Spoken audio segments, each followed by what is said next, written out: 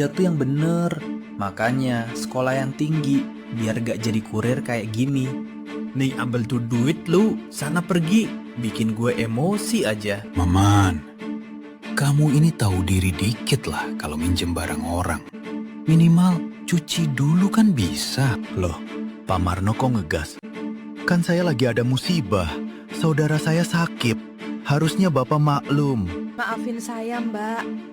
Saya kira Mbak nggak masalah kalau kalungnya hilang satu. Untung kita masih saudara. Kalau enggak, udah saya seret ke polisi.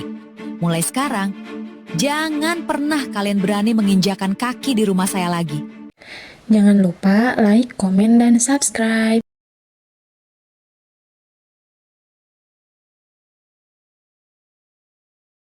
Kehidupan keluarga Pak Maman, Bu Maman, dan Bani anaknya sekilas terlihat seperti orang berada. Tapi di balik itu semua, mereka punya sisi gelap. Bani tumbuh menjadi anak yang suka merendahkan orang. Pak Maman hobi meminjam barang mewah tetangga demi pamer. Sementara Bu Maman suka mengutil karena iri.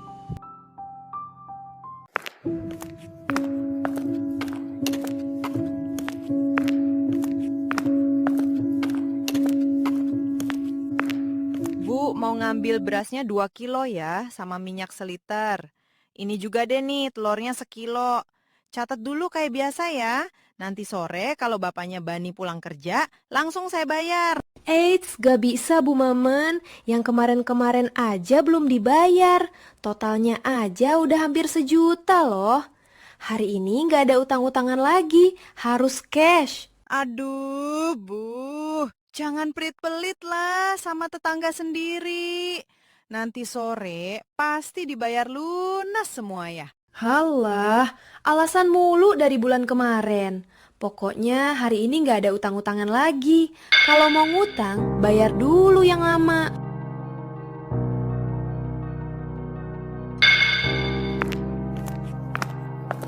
Lama banget sih lu. Jam berapa ini? Lu tahu nggak waktu gua kebuang gara-gara nungguin lu?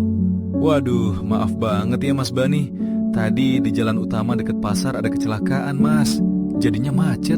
Halah, template alasan lu. Tiap kurir telat pasti alasannya macet. Lah, ban bocor lah. Gak kreatif banget jadi orang. Beneran Mas, saya nggak bohong. Ini paketnya Mas. Apaan nih? Ini penyok begini. Lu bisa gak sih kerja? Ini harganya mahal. Kalau rusak, lu mau ganti rugi? Hah? Ya ampun, tadi kayaknya kegencet barang di keranjang be Mas. Tapi dalamnya pakai bubble wrap tebel kok Mas. Insya Allah aman. Insya Allah. Kalau kerja tuh yang bener. Makanya sekolah yang tinggi. Biar gak jadi kurir kayak gini. Nih ambil tuh duit lu, sana pergi. Bikin gue emosi aja. Bu, Bani, sini sebentar. Bapak dapat gajian plus lemburan penuh bulan ini. Wah, tebel banget itu amplopnya. Pah, langsung cair semua. Kemana kita minggu ini? Ke mall yang paling gede di kota yuk. Halah, ke mall mulu, bosen. Cuma muter-muter. Baju juga pada mahal-mahal. Gini, kita ke rumah Bude Sari di kota sebelah yuk. Ya, kok ke rumah Bude Sari sih, Pak? Jauh, capek di jalan. Halah, ibu ini gimana sih? Kita ke sana tuh sekalian pamer, Bu. Biar saudara-saudara kamu yang sombong itu tahu kalau kita udah sukses dan kaya di kota. Biar nggak diremehin lagi kita. Males apa? Jauh banget ke sana. Lagian kita ke sana mau naik apa? Mau naik motor butut bapak itu. Malu-maluin banget, Pak. Yang ada pas nyampe sana, kita malah diketawain sama anak-anaknya Bude Sari. Hai Bani, kamu ini ngeremehin kemampuan bapak kamu ini. Tenang, bapak punya cara.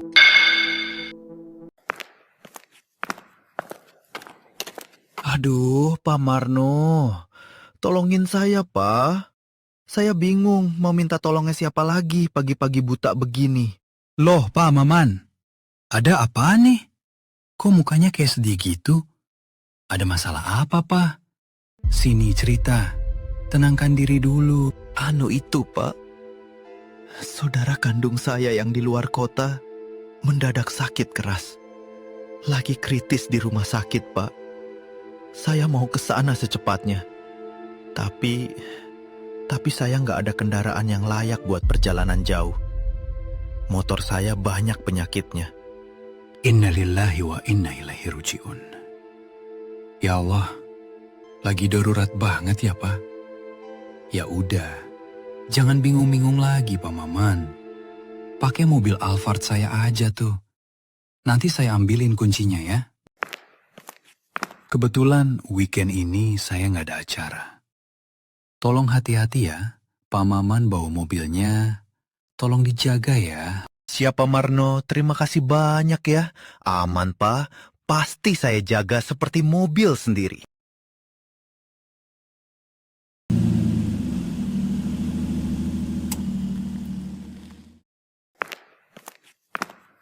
Masya Allah. Loh, Mama, Marni, ini kalian. Kok kalian gak ngabarin kalau mau ke sini? Halo Mbak Sari, gimana kabarnya? Sehat kan? Iya nih, maaf biar jadi kejutan aja Mbak. Oh iya, maaf kalau baru bisa berkunjung Mbak. Bapaknya Bani ini orangnya sibuk banget di kota. Proyek nggak kelar-kelar. Nah kebetulan ini pas libur. Sekalian kita jalan-jalan pakai mainan baru. Wah, Gusti, gagah banget mobilnya, men. Alhamdulillah ya, kamu udah sukses sekarang. Ya ampun Mbak Sari, ini mah biasa aja buat kami. Malah tadinya kita mau beli yang lebih gede. Tapi saya bilang, yang ini aja dulu sementara. Capek tahu Mbak kalau di kota nggak punya mobil sendiri. Gengsi sama tetangga kiri kanaan. Iya, Bude. Anak Bude itu suruh merantau kerja di kota dong. Jangan di kampung terus, gak maju-maju nanti. Lihat saya nih, apa-apa tinggal minta, serba ada. Iya, Bani, gak apa-apa. Anak Bude sukanya di sini, nemenin Bude berkani. Ya sudah, ayo masak dulu.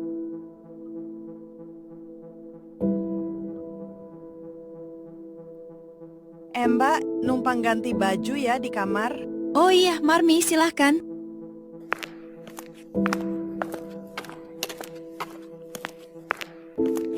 Wah, isi kamar orang kaya kampung ternyata bagus juga ya. Wih, kasurnya pasti mahal ini. Astaga, gede banget ini emasnya. Ini emas asli apa gimana ya? Si Sari dapat warisan dari mana coba bisa punya ginian? Sombong bener pajang-pajang begini. Ini kalau hilang satu juga si Sari nggak bakal sadar nih. Dia kan kaya. Anggap aja ini bagi-bagi rejeki buat saudaranya yang di kota.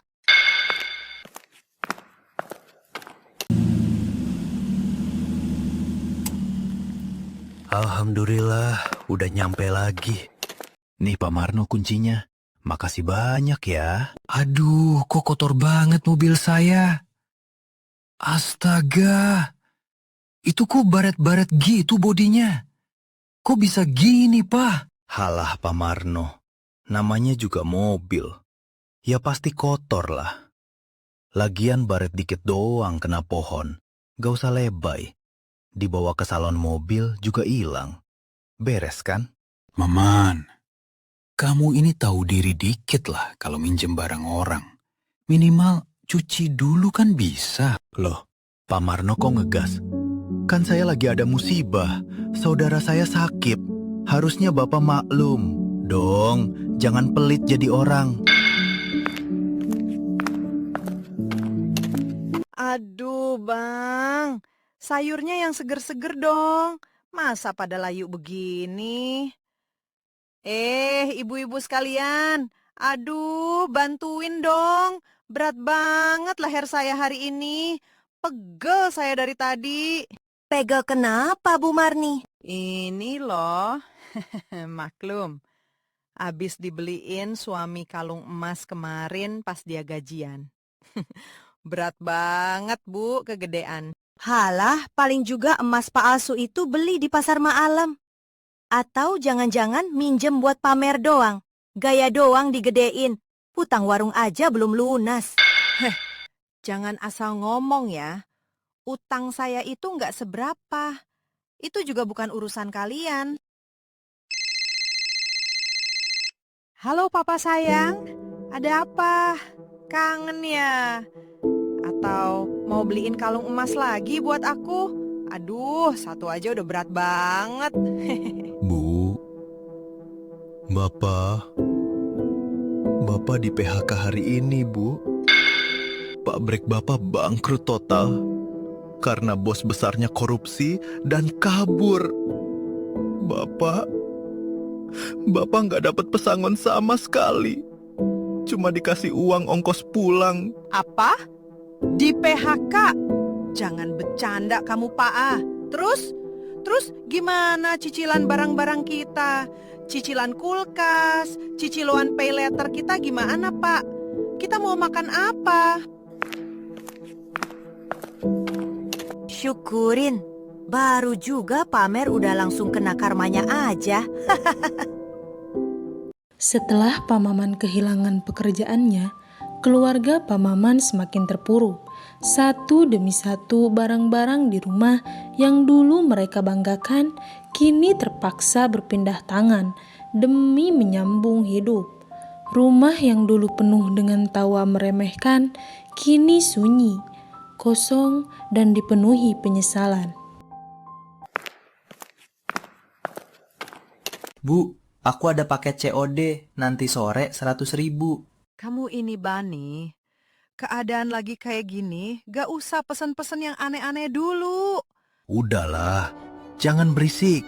Bapak lagi pusing ini, mikirin setoran bank yang udah mau jatuh tempo.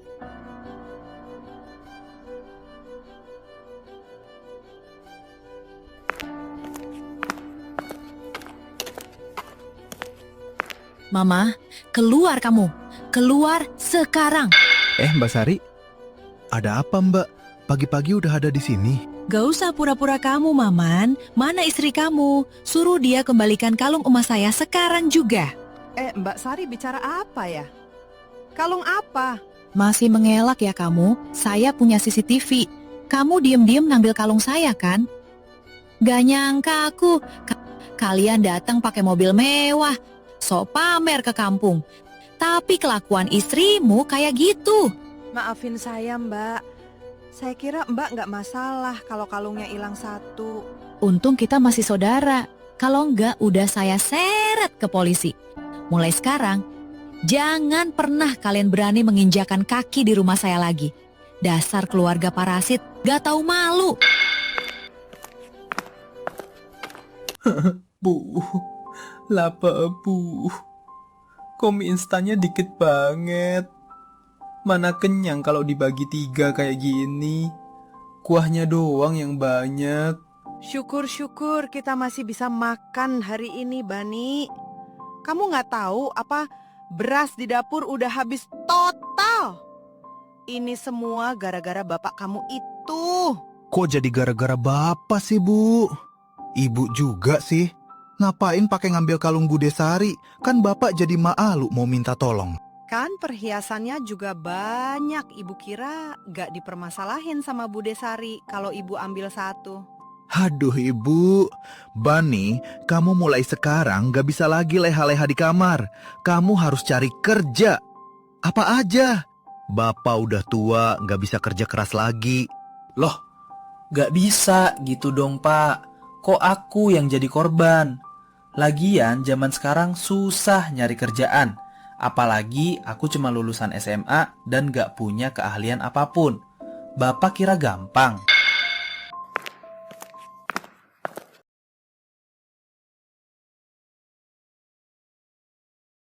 Astaga, panas banget.